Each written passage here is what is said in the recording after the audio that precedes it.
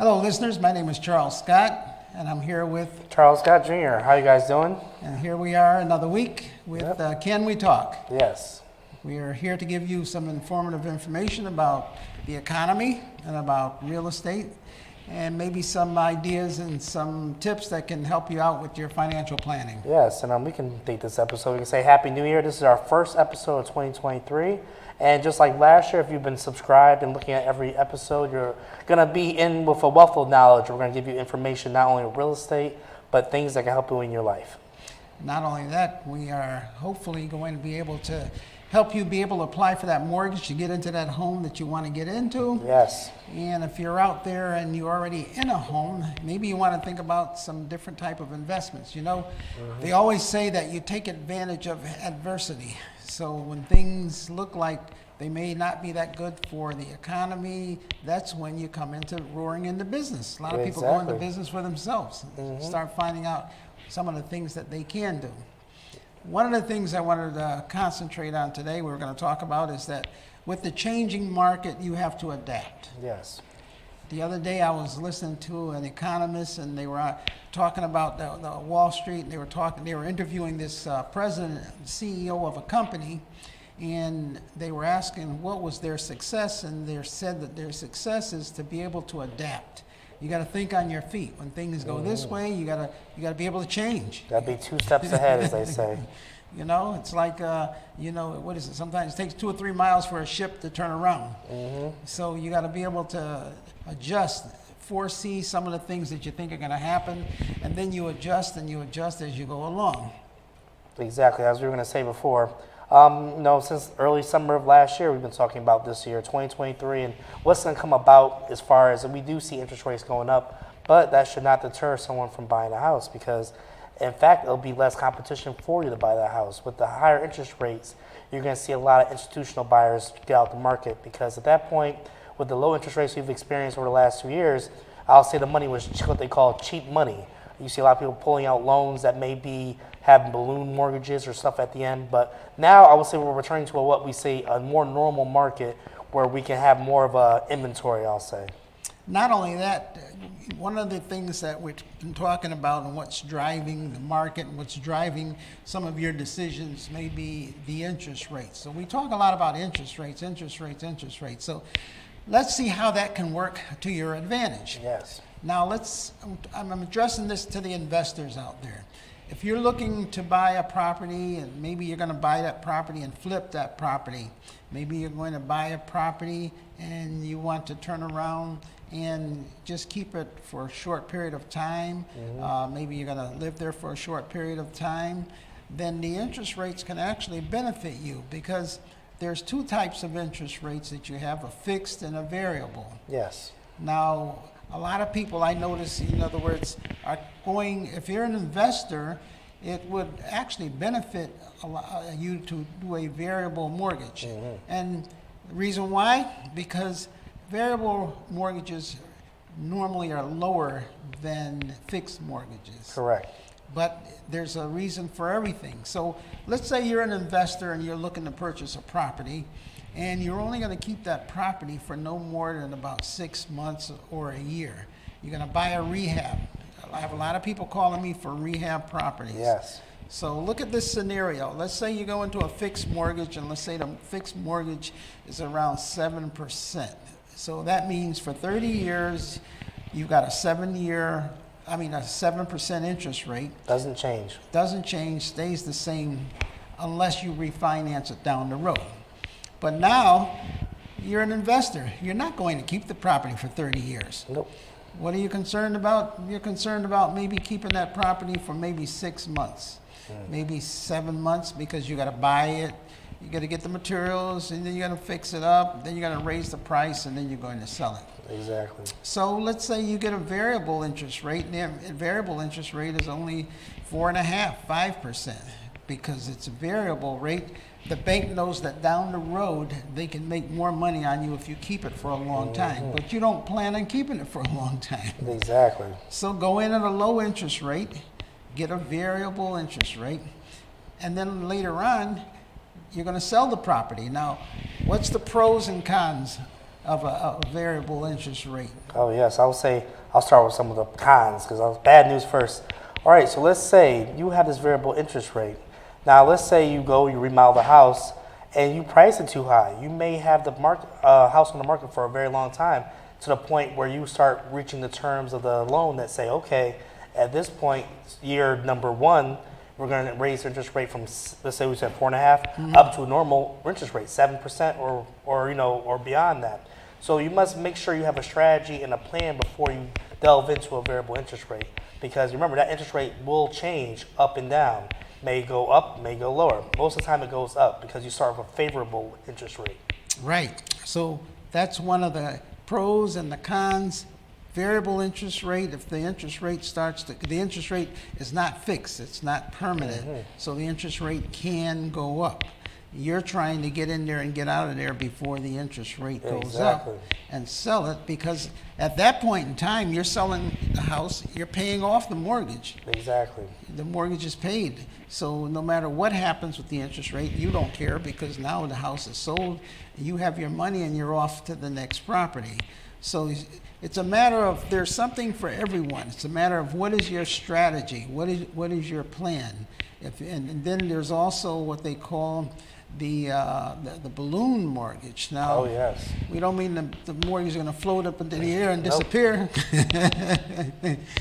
You know, what happens is that with that type of mortgage, it's you get a house, you pay monthly payments, but you agree that whoever loaned you that money, you're going to pay it all back within a certain period of time. Exactly. So they'll charge you low payments while you're paying them back, but they're not going to refinance that property or keep it going forever. So because they want their money back. Exactly.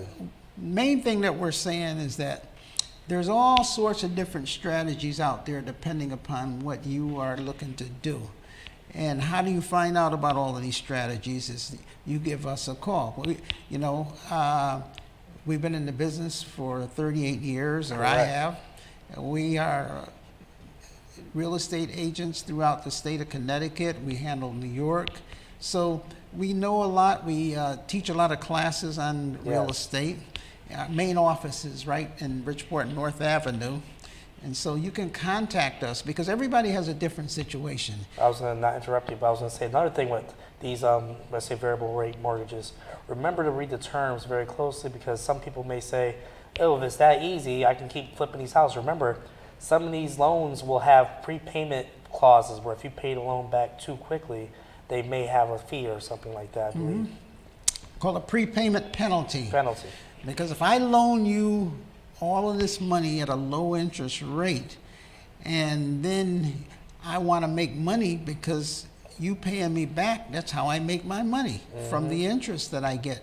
So if I loan you the money and now all of a sudden you go out and you say, hey, 2 months later, I'm going to pay you back all the money. Well, I had to have an appraisal, I had to go through underwriting, I had to pay it, I had expenses getting the money to you, and now you come and I don't want you to pay it off that quick. Too quickly. Because now I didn't get a chance to make any money on the interest from you. So some of these may have what they call a prepayment penalty.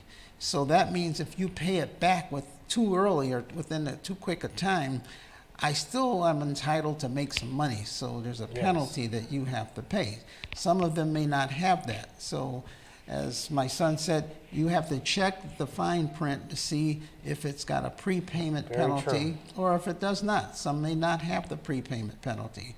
But these are things that you need to know when you are out there looking to buy a property and get a mortgage. Remember, everything is fair. In other words, if you get something here, they take away something over here. Yes. If they take away something over here, they give you something over there. So it's a matter of all of the loans and the mortgage companies, you have to be able to put apples with apples. Yes. It's like when you're looking for a car. You're looking for a car, this dealer offers you this deal, that dealer offers you this deal, but the lower price car sounds good, but it doesn't come with this, it doesn't come with the heated seats, it doesn't come with the warranty, it doesn't come with that. So it's a trade-off. Don't think that someone is just giving you a lot of things. that the other guy is not giving you, and his price is still going to stay the same Yes. without them taking away something. Exactly. That's where we come into the picture. That's why it's good to use a professional.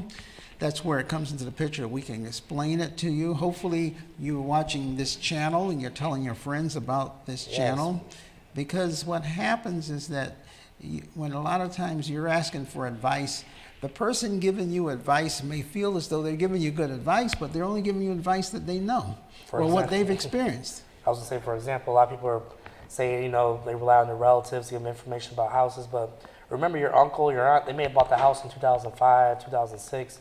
A lot of things have changed since then. For example, as we go into 2023, there's a program that's still active called Time to Own. This program was developed back in September of last year and has recently been refunded multiple times. So right now, Time to Own is something that didn't exist when your uncle or aunt may have bought the house, and may not realize that there's money out there for people, first-time home buyers who lived in Connecticut for at least 3 years, that can help them pay their down payment and their closing costs. I'm glad you mentioned that. Yes. There's a program out there, like you just said, Time to Time Own. to Own.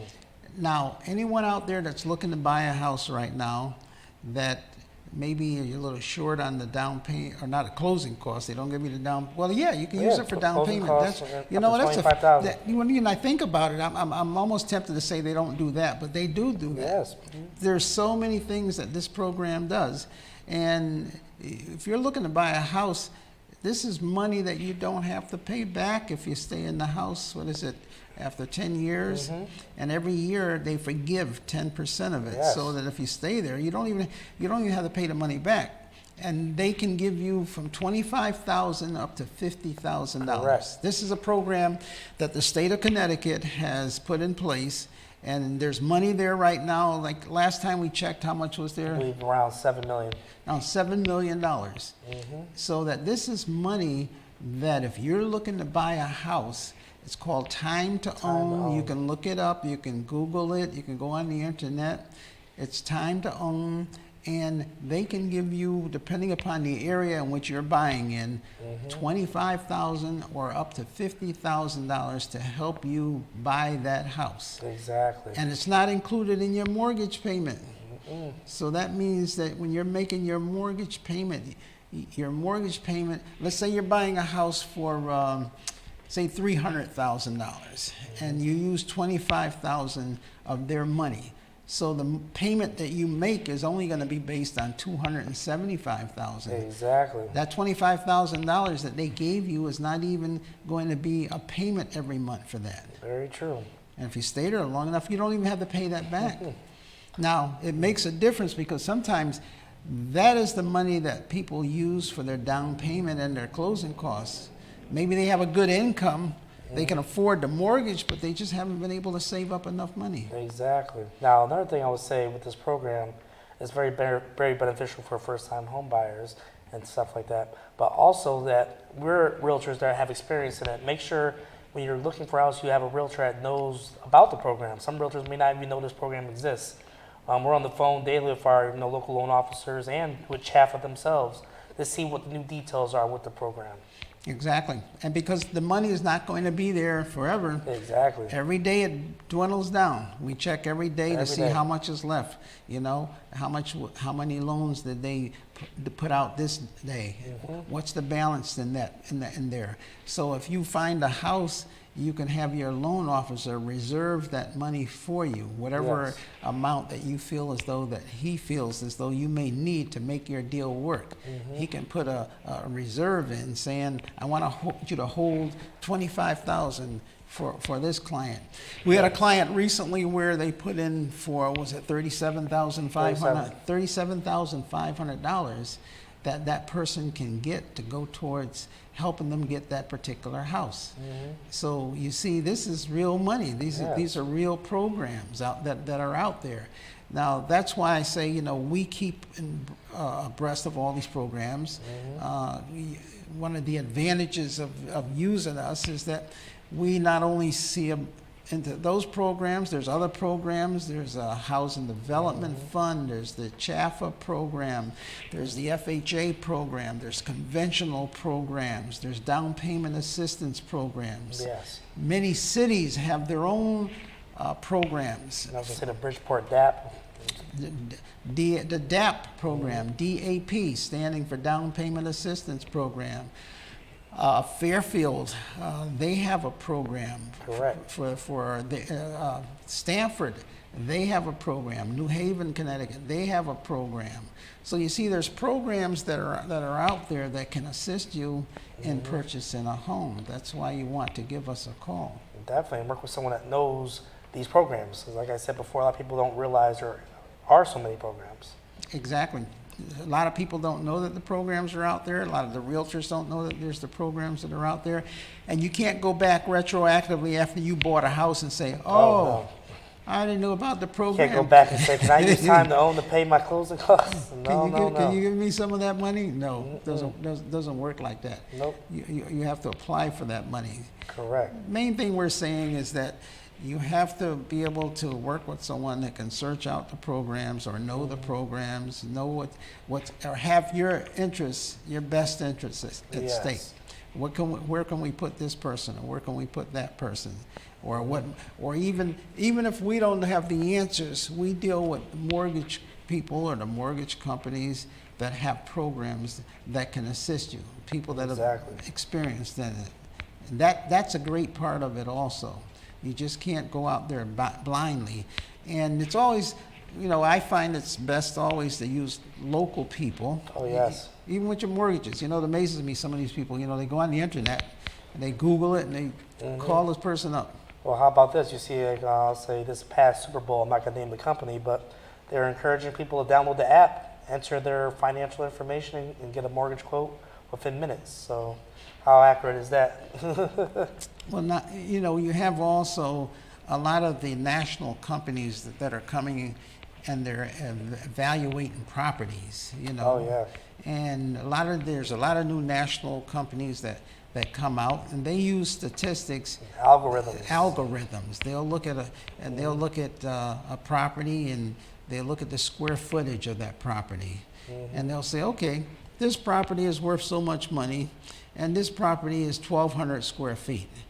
And this property up the street, it's in the same area, and it's 1,200 square feet. So this property is the same value as that property.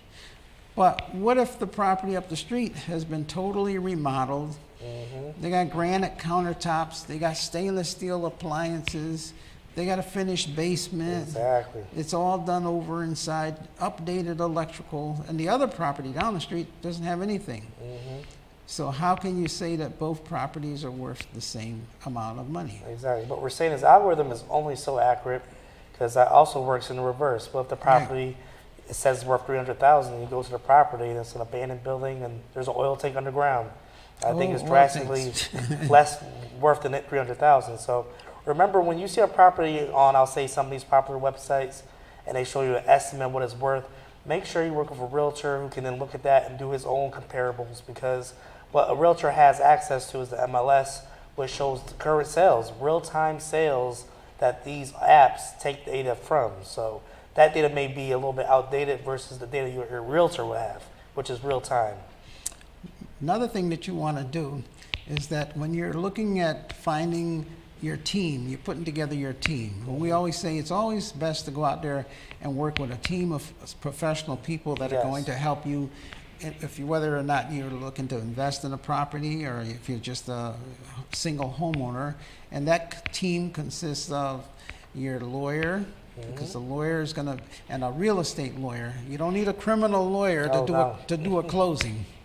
In other words, an attorney that knows all about real estate, how to do the closings, to do the title searches, and to give you advice on contracts. Yes. So you have an attorney, you have a realtor. The realtor should have some experience under his belt, been out there. It amazes me sometimes you get a real estate agent, it's a friend of the family, just got his license last week, and you're the first client. So a lot of times in real estate, it's relationships that help you get a deal. It's relationships where the realtor can pick up the phone and call the other real estate agent and say, hey, Joe, you got this property out there. I noticed that it's been out there for a while. Can you give me some information? Tell me a little bit about the property. so that and you know, what programs are there that your seller may be open to using. So these are the relationships where the real estate agent can help you get that property. Exactly. So you need your real estate agent, you need your lawyer, and also the bank's going to hire an appraiser to go out there and look at the property. You may even need a what they call a down payment, not down payment, but a home buyer certificate.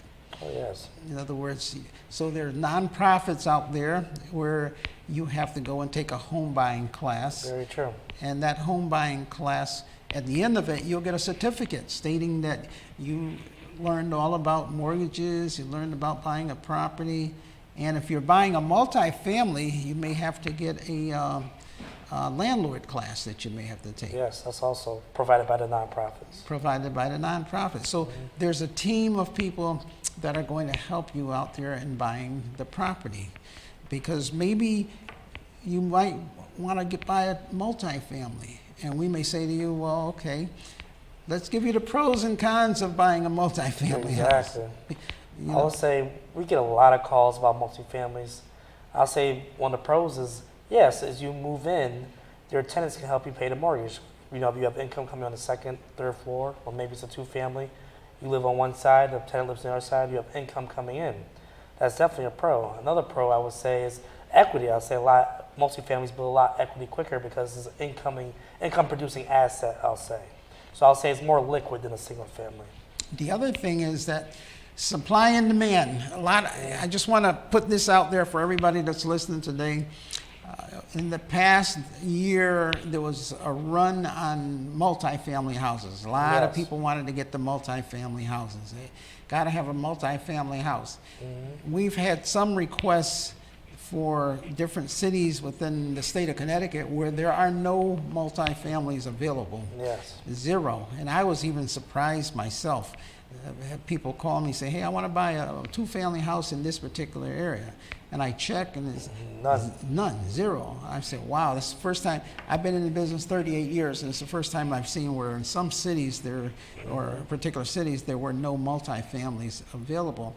Why? This is because people in the past have bought multifamilies because they want to have someone subsidize their mortgage payment. Correct. And you know what it has to do with more so? This is where the experience and the knowledge comes along. And I think it has a lot to do with the rents going up. Yes, definitely. Increased rents. I can remember a time when landlords were all out there looking for people to rent their apartments to. They were up and down the street, had signs all in their windows, apartment for rent, apartment for rent, Right. apartment for rent. Then you had the COVID. Oh, yes. COVID changed everything. COVID changed the real estate industry upside down, Yes, it did. especially in the state of Connecticut. Yes. Because next door we have New York City, where New there's York millions and millions of people. And all of these millions of people, or a lot of them started working from home. Yes, and what that did was, with the remote jobs, people realized, well, I don't have to live in Manhattan, I don't have to live in the Bronx, I can move to Connecticut and still keep my salary, my six-figure salary, and just work off the laptop. So what happens is someone who's used to paying rent for, let's say, $2,500 for a two-bedroom, now comes to, let's say, Bridgeport, and they say, wow, two bedrooms here are only $1,500. I might overpay. You know, I might tell the landlord, I'll pay you $1,600. I need the apartment now, which I still do. They do a bid more for an apartment. And what that does is just squeezes the local area. The people that can barely afford a two-bedroom are now pushed out further into the state. And right, and the rents have skyrocketed. And Yes. in part, the rents have gone up because of the jobs market. Let's take, for example, if you have a person, let's say self-employed people. A self-employed person might be insurance, it's an insurance broker, it could be a real estate broker. Previously, you had your house, which you lived in, and then you had your little office that you had downtown that maybe you only had one or two rooms and you're paying $500 or $600 for the small little office that you had downtown. And now you're working mostly from home. So therefore, that $500 or $600 that you were paying for that small little office, you don't need it anymore.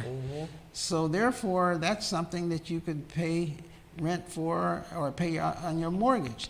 Now, in the same token, that happened for a person who's renting.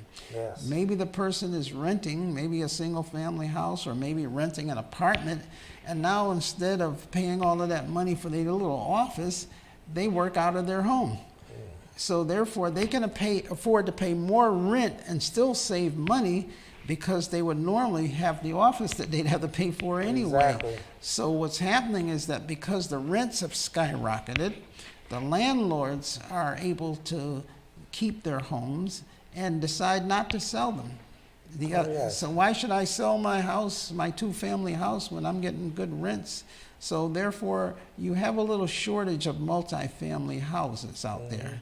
And I was going to say also, and the landlords that are ready to sell, they basically have, I'll say, unlimited equity. They bought these houses maybe 10 years ago, and they're willing to, they'll sell them, they'll cash out.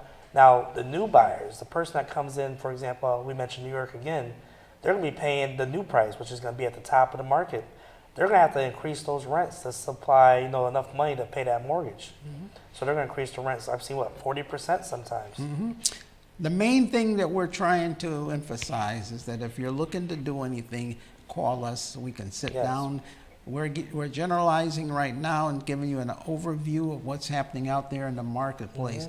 But in order for us to sit down with you and find out what your needs are and show you how we can assist you, Yes. give us a call. You see the number down there. You can call us. And you can also set up a one-on-one appointment. These are some of the things that we do in the community. We help people. Yes. We help people. We give you ideas. We point you in the direction of agencies out there that can help you. Correct. Whether it's free money or getting advice on some of the, even if you're having problems with a property, you give us a call. Exactly. We can come up with some places that we can refer you to that can assist you. If you're having problems paying your mortgage, if you haven't, don't lose your house. We are going to make that a whole segment too, Yes. as to how we can prevent you from going into foreclosure if you're having problems, and some of the Correct. things that we can do to help you. Definitely. So maybe you want to close it Oh, out. yes, I was going to say, so as we begin this new year, we're going to have just as much information, if not more, than last year. So make sure you subscribe and make sure you tune in every week to Can We Talk. Again, until next week, God bless. Amen.